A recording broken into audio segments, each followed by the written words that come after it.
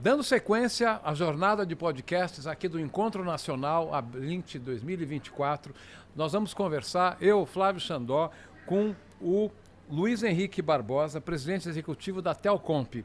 Luiz Henrique, obrigado pela sua participação. Assuntos aqui importantes estão aparecendo e dessa vez a conversa está muito legal. Obrigado pela sua colaboração e a sua participação. Obrigado, Flávio, pelo convite. Todo o time da Abrint aqui, estou muito feliz em participar do podcast. Pois é, não, e é muito bacana porque empresas de diferentes características estão vindo, estão conversando, estão contando histórias muito legais. E para que a gente possa dar um contexto da nossa conversa, conta para mim quem é a Telcomp, de onde ela vem, há quanto tempo está no mercado, qual é a atuação dela, e aí a gente vai entrar em outros assuntos também, por favor. Legal. Entender um pouco da pluralidade do setor de telecom, né? A Telcomp é uma associação como a Abrint. A gente tem um orgulho muito grande de poder estar aqui e participar do evento da Abrint. A associação foi fundada logo que o setor foi privatizado. Tá. Então, pelas 97? Empresas... 98 o setor foi privatizado, mas abriu para o mercado nos anos 2000. Tá. 2000. Então, em 2000, a associação foi fundada pelas empresas entrantes. Porque você tinha antes um mercado que a estatal basicamente prestava o serviço. Parte de licenciamento, por exemplo, a estatal não se relacionava com prefeituras, com estados. Era o estado implantando infraestrutura. E aí você tinha empresas privadas com dificuldade para implantar infraestrutura móvel, fixa. A Telcomp surgiu nesse tempo aí das entrantes. Então eu brinco que as associadas da Telcomp começaram com 0 clientes, 0 faturamento, 0 infraestrutura para concorrer com as incumbentes da época. Caramba. Nesses 20 anos, a associação se transformou. Nós temos hoje aproximadamente 60 empresas com perfis de todos os tipos. Então, tem B2B, B2C, atacadista, empresa regional, empresa multinacional, algumas com foco no mercado móvel, outras com foco no mercado fixo, foco em IoT, soluções corporativas. Então, a associação reúne 60 empresas aproximadamente, as maiores dentro do mercado de competitivas, né? E que se relacionam, né, com todo o ecossistema. Não, perfeito. Bom, e você falou 60 empresas de uma multiplicidade de atuações, embora, obviamente, todos na telecom, né? Na área de telecom. Quais são, você pode citar alguns exemplos dessas empresas? Bom, dentro da associação, nós temos empresas como a Mega Telecom, que é uma consolidadora no mercado de B2B, né? Da Torá, que tem um foco no mercado de IoT, assim como a NLT, Telecol, são MVNOs. A gente tem a Vero, Desktop, Brisanet. A Vero, acabei de conversar com eles. Pois é, o Fabiano, inclusive, é diretor na associação. A Lares. Então, tem um conjunto de empresas, British Telecom, desde multinacionais, até empresas nacionais, empresas listadas em bolsa. Então, a visão que a Telcomp sempre traz e a ponderação nos debates do setor traz essa diversidade que a gente tem dentro da associação. Então, tem empresas de cabo submarino, como a Sirion, como a Telcables, antiga Angola Cable, data center como a Ascent. Então, realmente, a gente tem todo tipo de empresa, Telecom, está no mercado corporativo, dentro da associação. Aloha, enfim. O duro de falar de uma é que depois eu sou cobrado daqueles que eu esqueci. Não, eu não queria botar você em situação ruim, mas você citou algumas, ou citou praticamente todas, mas o que é importante eu que pedi para você citar, porque agora ficou claro para quem está vendo a gente, realmente a diversidade. Você falou de data center, de cabo, falou de provedor, enfim, você falou de um monte de empresas que eu acho que, ela me corrige, mas acho que um dos objetivos da Telcomp é haver um diálogo entre todas essas empresas e ajudar em termos como regulamentações, né, e o ajuste do mercado, é por aí? É isso mesmo. A Telcomp, né, o Comp vem de competição, eu brinco que o core da associação é a parte de regulatório. É isso que o surgimento da associação se deu nesse sentido, né, para ajudar na implantação de infraestrutura, relacionamento com municípios, com a Anatel, ministérios. E é o que a gente faz bem até hoje. Né? Temos o escritório em São Paulo e Brasília, nesse relacionamento com o Congresso, mostrando quem são as competitivas, porque tem essa diversidade de atores e às vezes o grande público ou mesmo autoridades não conseguem entender o mercado de telecomunicações. Né? Então a gente tem essa missão de informar e trazer os desafios. É o POST, são os impostos, a simetria regulatória que a gente vai bater um papo aqui. Então, é um pouco essa nossa missão. Não, eu vou citar só um outro tema, porque me veio à cabeça, que era objeto de discussão tempos atrás. Hoje em dia não ouço mais falar muito disso, sobre cotas no serviço de internet fixa, internet móvel. Isso em algum momento foi discutido, né? Bom, você tem a questão de franquias. Franquia em banda larga. Né? Tem uma obrigatoriedade de proibição de ter franquia em banda larga fixa para algumas empresas. Na banda larga móvel tem essa cobrança de franquia. Quando a gente discute, por exemplo, essas discussões de fair share ou net fee, né? Nós, por exemplo, temos um entendimento que as empresas que hoje oferecem serviço zero rating para alguns aplicativos podiam revisitar isso. Então, é uma discussão complexa, tá? Mas eu estou dando aqui só uma pimentinha aí. Não, eu só trouxe esse tema porque, com certeza, é um dos tópicos, dentre tantos outros, que vocês já passearam e estão ajudando, colaborando, né? Perfeito. Agora, de fato, você citou o nosso assunto aqui, principal dessa conversa, é a assimetria regulatória, que de início, obviamente, eu fui tentar me inteirar um pouco mais. Eu achei muito interessante e importante o assunto. Então eu vou fazer uma colocação e eu te dou o gancho para você continuar. Eu estou entendendo que existem regras que são aplicadas para os provedores de todo e qualquer porte, do pequenininho, o médio e o grande. Acontece que essas regras nem sempre são a melhor forma de serem aplicadas igual para todo mundo. Explica melhor esse contexto da assimetria regulatória. Perfeito. Eu vou tentar dar uma explicação aqui. Como economista, né? Imaginemos o seguinte, o mercado de padarias. Você quer comprar pão francês. Tá. A padaria mais próxima da tua casa não está fazendo pão de maneira adequada, o pão está caro por acaso, não tem boa qualidade. Tem barreira de entrada para padarias? Não, talvez você vai ter uma dificuldade de andar mais 2 quarteirões para comprar o pão em outra padaria. Comprar outro pão em outro lugar. Mas tem concorrência de padarias. Opa. Na média, os pães, estou falando de São Paulo, são bons, de boa qualidade, com preço adequado. O trigo é o insumo lá e se ele subir, os preços sobem todos. Mas não tem nenhuma padaria que é verticalmente integrada, dizer... essa padaria faz parte de um grupo econômico que tem a fazenda de trigo, tem o processamento do trigo, a moagem e tudo mais, né? Então, assim, em telecomunicações é um pouco diferente. Tá. Como eu disse, quando a Telcom foi fundada, as empresas aqui tinham 0 clientes, 0 faturamento, 0 infraestrutura. Tá. Então, elas tinham todo o incentivo ao atrair novos clientes e construir a sua infraestrutura, a prestar um bom serviço. Porque se assim não fizessem, ela ia perder para a incumbent, para aquela empresa vinda do sistema Telebrás. Tá. Que, é verdade, eles pagaram pelo leilão bilhões de reais à época, né? Mas eles tinham faturamento, clientes. Em alguns lugares, aquela empresa ela era a única opção. Então, assim, por que existe a regulação e o direito do consumidor em telecom? É um serviço essencial. Então, diferente da padaria, que eu posso andar 2 quarteirões e buscar um pão de melhor qualidade mais barato, em telecomunicações, às vezes, não. Era a única opção. Então, a regulação e a obrigação regulatória, ela vem justamente porque essa relação entre o consumidor e a empresa, ela não é igual. Às vezes, o cliente não tem uma opção, uma outra escolha. Ele sofre. Né? Isso é muito claro no monopólio. Sim. Né? Então, você tem uma companhia de água, esgoto, você tem uma companhia de energia elétrica só. Se ela não te presta um bom serviço, você tem que ir lá no PROCON, reclamar, na agência reguladora. Você não tem outra opção. Né? Em telecomunicações, era essa a realidade, isso está se transformando, mas ainda não é fluido da maneira como é o mercado de pães, vamos dizer assim. Tanto é que, vamos pensar no mercado móvel, tem 3 empresas. Essas 3 empresas são campeãs de reclamação. Então, existe uma obrigação regulatória posta para elas justamente por isso, porque não é fluido. Elas estão lá no PROCON, em índice de reclamação, então o regulador cria obrigações para elas, porque justamente se faz necessário.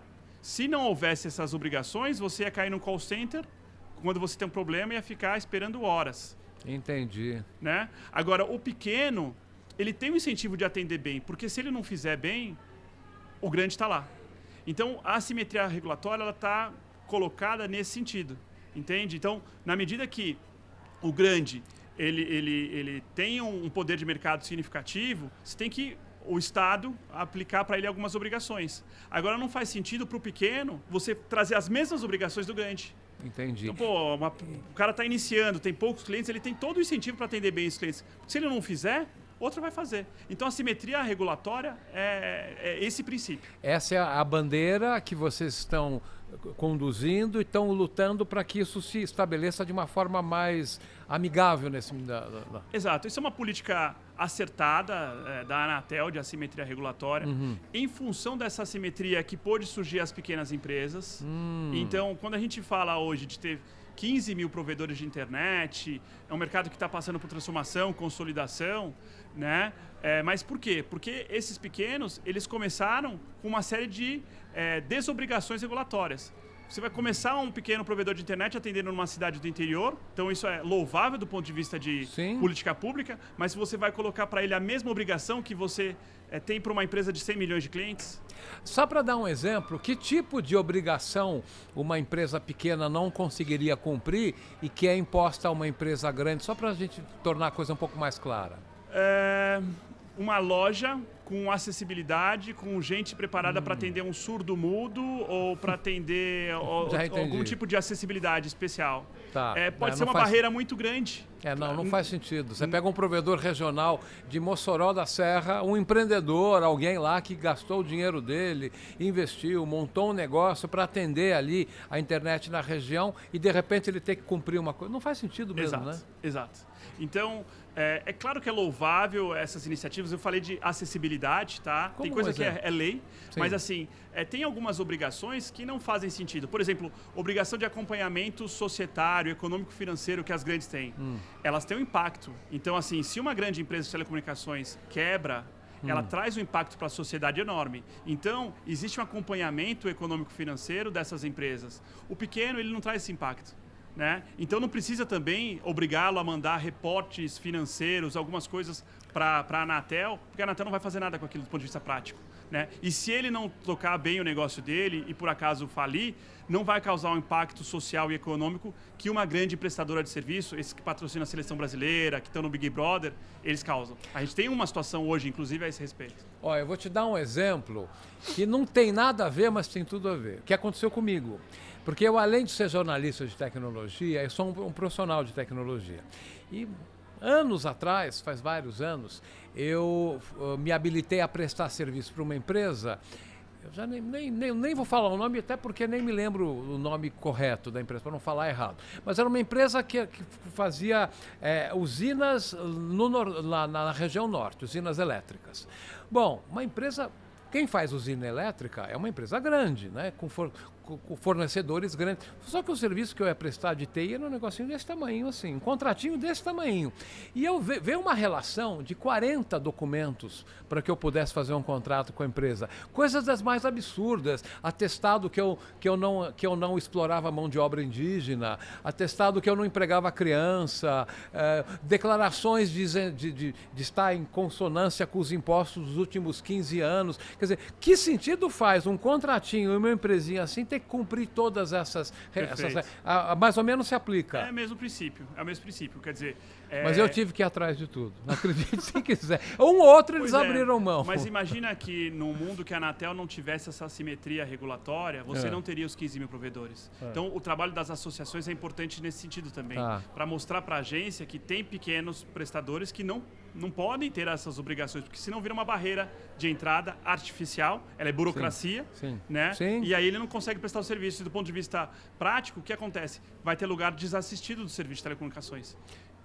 Tá, mas em algum momento a Telebrás, não, a Telcomp, a associação? Não, o órgão do governo. Anatel. Desculpa, Anatel. Falei Telebrás, estou pensando no passado. A Anatel, em algum momento a Anatel exigiu essas condições e a Telcomp que foi uma das vozes que foi lá falar. A história foi essa? Isso mesmo, a história é essa. Quer dizer, na medida que a regulação surgiu, né, quer dizer, houve privatização, não só no Brasil, em outros mercados, você replicou modelos regulatórios no Brasil, mas a regulação de 20 anos atrás era uma regulação muito amarrada. Quase que de comando e controle. Então, eu brinco que um fiscal da Anatel era como se fosse um um marronzinho da CET, tratando todos de maneira igual. E criava essa barreira. Então eles entenderam em algum momento que o provedor de internet, ele não era um bandido, ele não era alguém que estava ali prestando um serviço de maneira irregular e tudo mais. Ele precisava ser catequizado, vamos dizer assim, educado sobre as implicações do serviço que estava sendo prestado. Então, esse mindset foi mudando, né? A Anatel, de 10 anos para cá, criou todo um modelo de assimetria regulatória que tem uma relação com o mercado de atacado. É um tema complexo, mas assim, e que fomentou o surgimento dos pequenos. E na medida que os pequenos vão crescendo, aí as obrigações elas podem se diferentes na medida que esses caras vão crescendo. Então, esse é o princípio da assimetria regulatória. Tá. Bom, e aqui no evento da Brint, e até antes disso, mas principalmente aqui, eu tenho tido contato com diversas empresas, provedores dos mais diferentes tamanhos, e de fato a impressão que me dá é que esses provedores pequenos, enquanto eles não são absorvidos por um provedor grande, que isso acaba acontecendo, essa consolidação acontece, mas enquanto isso não acontece, ele é muito importante para dar capilaridade, que às vezes um provedor grande não vai ter da cabeça dele a ideia de prover um serviço lá numa cidadezinha bem no interior, né? Fundamental. Está fresco na minha cabeça os números por conta da crise no Rio Grande do Sul. Ah, tá. Rio Grande do Sul tem 3 milhões e meio de acessos banda larga fixa. 3 milhões e meio. Tá. Desses 3 milhões e meio, 1 milhão e meio são acessos providos por grandes operadores. Tá. Uma tem 500 mil, a empresa B 500 mil, a empresa C 500 mil, por hipótese. Grosso modo. 1 milhão e meio. 2 milhões de acessos são prestadores de pequeno porte. Olha. Tá? Quando a gente olha as cidades com 50 mil habitantes ou menos, do 1 milhão de acessos que existe, 93% são prestadores de pequeno porte. Tá. Então é alguém que está numa cidadezinha lá com 5 mil acessos, 15 mil acessos em outras 2 cidades. A grande operadora, ela se focou nas grandes cidades. Então eu brinco assim, quem mora no Leblon, Ipanema, Morumbi, Jardim Paulista, tem um grande operador, porque ele sempre olhou. Agora o interior, não. Então você veja por que é importante a simetria regulatória também. Né? Então, no interior, quem levou o serviço foi o pequeno. Tá? A gente está no mercado que há 10 anos atrás tinha 25 milhões de acessos de banda larga fixa, hoje tem 50 milhões de acessos, e onde cresceu? No interior. E cresceu por onde? Pelos associados da Brint, da Telcomp, das outras associações de pequenos provedores. Então, no caso do Rio Grande do Sul, o número está claro, entende? Cidades com 50 mil habitantes ou menos, 93% dos acessos são providos por pequenos provedores. Aí eu vou te falar, possivelmente esses 7% é uma outra cidade turística, deve ser Canela, Gramado, entendeu? Que aí os grandes grupos estão lá. Senão, não teria esse serviço. Então, esse pequeno que leva um serviço essencial, fundamental, você não pode obrigá-lo a ter as mesmas obrigações de um grande player. Vou te dar um exemplo. Um grande player tem a obrigação de call center 24 horas. Tá. Você vai criar para alguém que tem 3 mil acessos, obrigação de um call center 24 horas? É razoável que ele tenha que atender das 8 às 20? Aí sim, tudo bem. Perfeito. Então é esse o tipo de assimetria regulatória que a gente defende em favor dos pequenos. Agora, fazendo aqui o papel do advogado do diabo, os grandes não reclamam que eles são mais vigiados ou não? Como é que fica isso? Dia e noite. Dia e noite. Né? Há inclusive agora uma defesa de que o cliente da PPP é um cliente de segunda classe, na medida que ele não tem os mesmos direitos. Mas é uma inversão do argumento, porque na verdade... É uma falácia. É uma falácia. Na verdade, sequestrou o argumento. A grande, por não atender bem os clientes, ela foi obrigada a ter uma série de obrigações. É isso aí. Então, quem não lembra do desastre que era você ligar para um call center? E aí, o que o governo fez? Você tem que dar no menu uma opção para falar com o atendente. Não pode ficar o cara na URA o tempo todo. Você tem que atender em até 1 minuto. Por quê? Porque senão ele te deixava 1 hora na linha. Você desesperado, você não tinha opção. E ainda assim não é fácil. Achar o ser humano na URA é uma... Exato. Um Agora, sufoco. eu vou criar essa obrigação para o pequeno, que está contestando o mercado das grandes, não faz sentido, entende? Não, puxa vida, entendi. Quer dizer, de fato, é a inversão da lógica, né? Exato, é um sequestro do argumento. Então, assim, não cola, tá? A gente tem contestado isso na Anatel, nos fóruns. Código de Direito do Consumidor, né, que os PROCONs usam, ele é para todo e qualquer cliente. Então, a PPP, ela está obrigada a cumprir o Código de Defesa do Consumidor, né, o CDC. Mas na regulação da Anatel, algumas obrigações, faz sentido que ela trate o pequeno prestador de maneira diferente. Bom, voltando aqui para o começo da nossa conversa sobre esse tópico, você citou o exemplo da padaria. Então é exatamente isso. Se eu vou comprar um pão que chego lá mirrado, duro, bolorento no limite, eu troco de padaria. Exato, exato. E veja só, o pequeno provedor tem esse mercado com concorrência. Então, se ele não prestar um bom serviço, e se ele entender que o cliente dele demanda um call center 24 horas, você não tem a dúvida que ele vai fazê-lo. Então, apesar de estar desobrigado de um monte de coisa, tem diversos PPPs que vão além e cumprem com as obrigações que estão colocadas. Por quê? Porque é a lei de mercado. Lei de mercado, se ele não fizer, o grande está fazendo e ele vai perder mercado. Já Entendeu? que você falou que você é economista, é o Adam West em ação. Exato, exato. É isso aí. Adam Smith... Adam Smith. Adam Smith, mão invisível do mercado, ele movendo. Então, e a Anatel tem muito essa visão, né? Onde eu tenho que criar obrigações, porque tem falhas de mercado, mas onde ele funciona bem. Então, onde ele funciona bem, não há o que se falar. E, na verdade, eu acho que até há uma miopia por parte das grandes, porque na medida que tem competição, hoje está na hora da Anatel desregular algumas coisas das grandes. E ela tem feito isso. Entendeu? Então não é criar barreira para pequeno. Diminui algumas obrigações para as grandes na medida que elas são confiáveis e que estão prestando um bom serviço. Pode ter alguma situação mais em regime de exceção, que é uma cidade X que tem só um provedor pequeno e ele não tem qualidade. Mas aí pode ser que no curto prazo não tenha uma boa solução, mas no médio um concorrente vai se implantar para roubar os clientes dele. Mas essa cidade não há. Se você for nos 5.570 municípios brasileiros, você sempre vai encontrar 2, 3 provedores competindo. É mesmo? Que bom. Eu não isso sabia é um número do Brasil, né? Essa história de 15, 20 mil provedores. Não existe nenhum mercado parecido no mundo. A Colômbia tem bastante provedor, mas nos Estados Unidos a gente está falando de 400 prestadores de serviço, 500 prestadores de serviço de telecomunicações. O Brasil tem 20 mil. Puxa vida. Então, são países equivalentes, países continentais, né? Estados Unidos tem 300 milhões de habitantes, o Brasil 210. Então, há uma equivalência. O Brasil tem 20 mil prestadores de serviço de telecomunicações, 15 mil. Né? O número varia bastante porque tem uma parte que reporta para a Anatel, outra não. Tem um mercado cinza aí. Tem que se combater isso, a gente defende esse combate. Mas os Estados Unidos, que é o principal país do mundo, potência econômica, tem 400, 500 prestadores de serviço.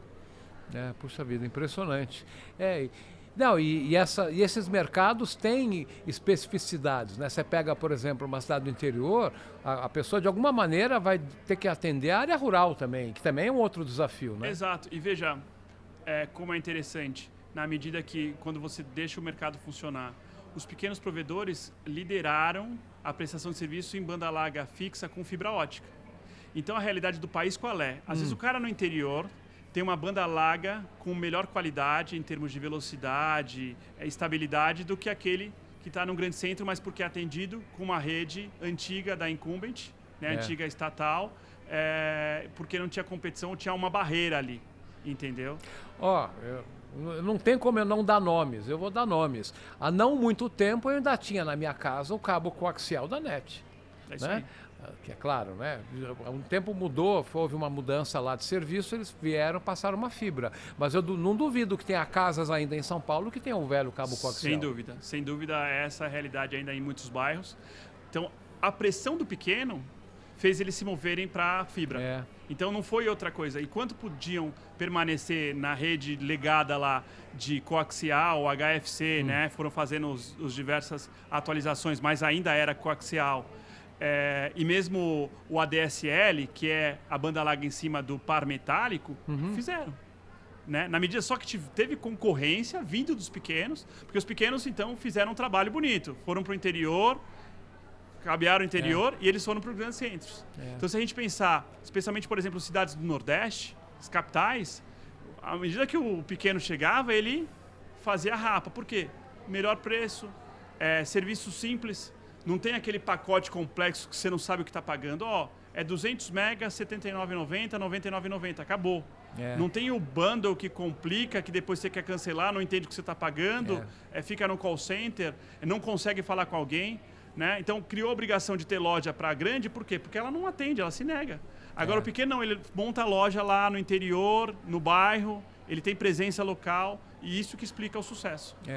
Quando um desavisado ouve o termo assimetria regulatória, nossa, mas que coisa injusta. E é exatamente o contrário, né? Exato. Você faz a justiça por meio da assimetria. É exatamente isso. Exatamente isso. Você foi no ponto, né? Então, a assimetria foi fundamental no caso brasileiro, e a Anatel é referência, tá? Você vai nos painéis internacionais, diversas agências reguladoras do mundo querem entender o modelo brasileiro, que tem essa concorrência. Então, trabalhado em cima da assimetria, a Anatel tem ótimos técnicos. A gente, inclusive, tem uma preocupação que a Anatel permaneça, né, liderando isso. Então, por exemplo, na medida que agências reguladoras têm indicados políticos, a gente tem uma preocupação. É sempre bom que tenham técnicos, que sejam indicadas pessoas preparadas para ocuparem os cargos nas agências, né? Então, a gente tem essa preocupação justamente para que é um setor que não precisa do governo, né? De alguma forma, ele ajuda no desenvolvimento da sociedade, da economia. Então, permaneça dessa forma. Então, a gente tem uma preocupação de valorizar os técnicos da agência que, enfim, trabalham nesse sentido.